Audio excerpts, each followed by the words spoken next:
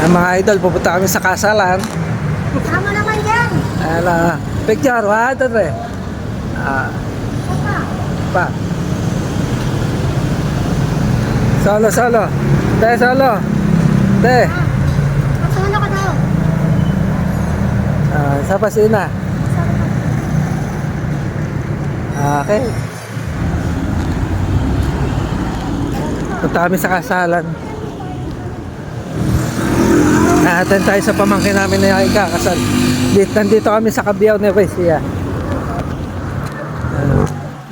Asa si Estong? Oh.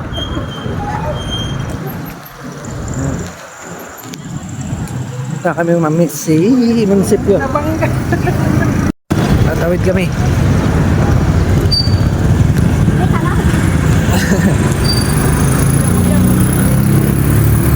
At dito nga mga idol, naglalakad na kami papunta sa munisipyo.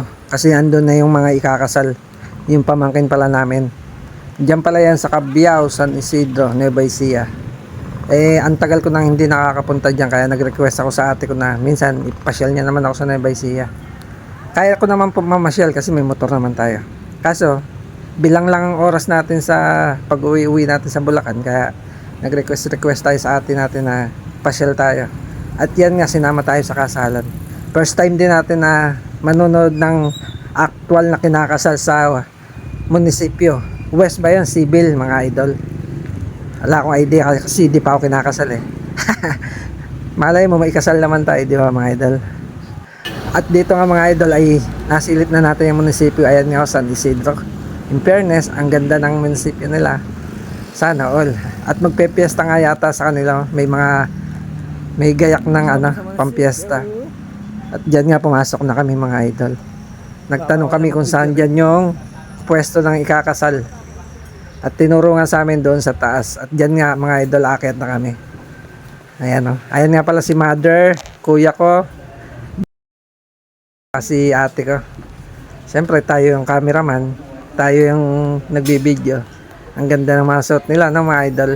Kaya yung ate ko, magnininang kasi yung ate ko, kaya napasama rin kami dyan mga idol. At dyan nga umakyat na kami. Medyo masakit pa nga yung paan natin dyan. Nahirapan tayo umakyat.